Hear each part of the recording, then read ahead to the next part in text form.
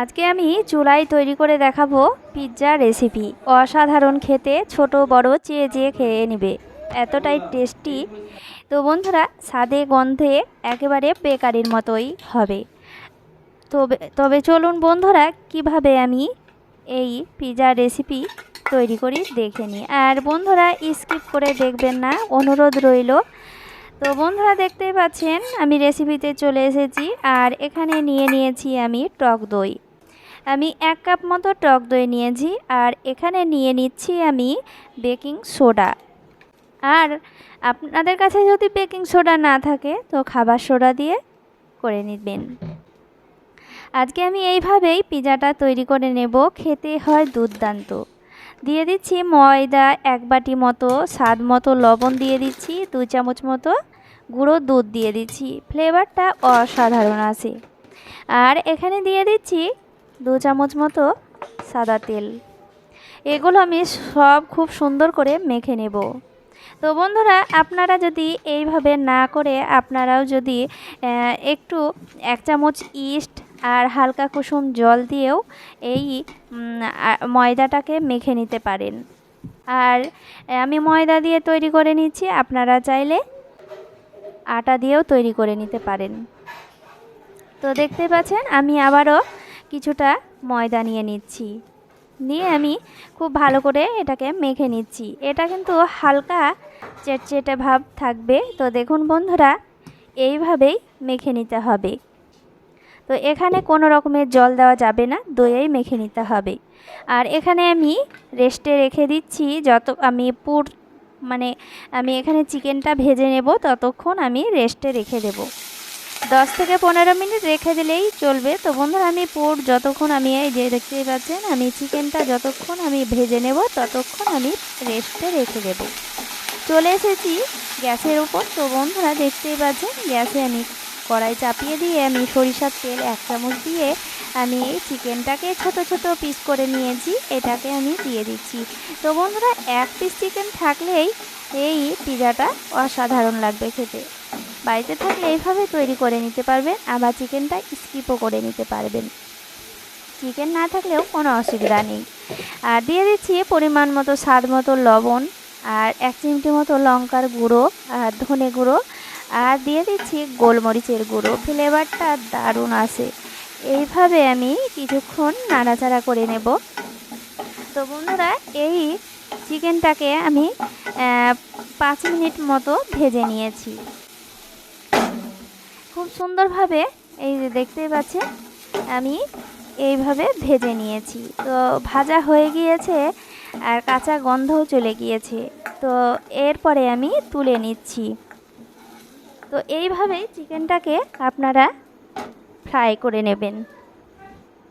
পিৎজাটা খেতে দুর্দান্ত লাগবে। এরপরে আমি চলে আসছি সেই ময়দা মেখে রেখেছিলাম, সেই ময়দাটাকে আমি রেখে নিচ্ছি ঢাকনাটা তুলে। তো দেখতেই পাচ্ছেন কতটা সুন্দরভাবে, এই যে দেখুন একেবারে সুন্দর হয়েছে ভেজা। তো দেখতেই পাচ্ছেন বন্ধুরা, ফুলে গিয়েছে। আর খুব সুন্দর এই ডোটা তৈরি করে নিতে হবে। একটু আমি সাদা তেল নিয়ে নিচ্ছি, নিয়ে আমি খুব ভালো করে এটা মেখে নিচ্ছি, মানে একটা ডো তৈরি করে নিচ্ছি। ডোটাকে আমি তৈরি করে নিচ্ছি, আবার হাতে অল্প করে ময়দা নিয়ে এই ডোটাকে আমি এইভাবে গোল করে নিচ্ছি। মানে এদের দেখতেই পাচ্ছেন কতটা সুন্দরভাবে ডো তৈরি হয়ে গেল। এরপরে আমি যেই থালাতে আমি পিৎজাটা বসাবো সেই থালা নিয়েছি, একটি থালা নিয়েছি, উল্টো দিকটায় আমি বসিয়ে নেব। তো দেখতেই পাচ্ছেন বন্ধুরা, আমি এখানে দিয়ে দিলাম অল্প করে সাদা তেল, খুব সহজেই উঠে যাবে। আর দেখতেই পাচ্ছেন এবার ডোটাকে আমি দিয়ে দিচ্ছি, দিয়ে আমি আবারও হাতে ময়দাটাকে লাগিয়ে নিচ্ছি হালকা, মানে শুধুমাত্র হালকা করে ময়দাটাকে লাগিয়ে নিয়ে এইভাবে চ্যাপটা করে নিচ্ছি, পুরো থালাতেই দিয়ে দিচ্ছি। তো এই তো বন্ধুরা, পুরো থালাতে আমি দেখতেই পাচ্ছেন ছড়িয়ে নিয়েছি। আর এখানে দেখতেই পাচ্ছেন আমি একটি কাটা চামচে এইভাবে আমি আগ কেটে নিচ্ছি। তো দেখতে পাচ্ছেন বন্ধুরা, এইভাবে অবশ্যই আপনারা আগ কেটে নেবেন। তো দেখতেই পাচ্ছেন বন্ধুরা, আমার কাঁটা চামচ দিয়ে আগ কাটা হয়ে গিয়েছে। এরপরে আমি দিয়ে দিচ্ছি পিৎজা সস। পিৎজার সস যদি না থাকে আপনারা টমেটো সস দিতে পারেন। তো আমি পুরোটাতে সস লাগিয়ে নিচ্ছি। তো দেখতেই পাচ্ছেন বন্ধুরা, এইটা অবশ্যই দিতে হবে, টেস্টটাও খুব সুন্দর আসবে। তো এইভাবে দিয়ে দিলাম। তারপরে আমি এখানে চিজ দিয়ে দিচ্ছি। এই যে দেখতেই পাচ্ছেন, এইভাবে আমি চিজটাকে ছড়িয়ে নিচ্ছি। তো এরপরে আমি দিয়ে দেব সেই ভেজে রাখা চিকেনটা দেখতেই পাচ্ছেন কতটা সুন্দর কালার এসেছে। চিকেনটা থেকে দেখতে দারুণ হয়েছে, খেতে অসাধারণ।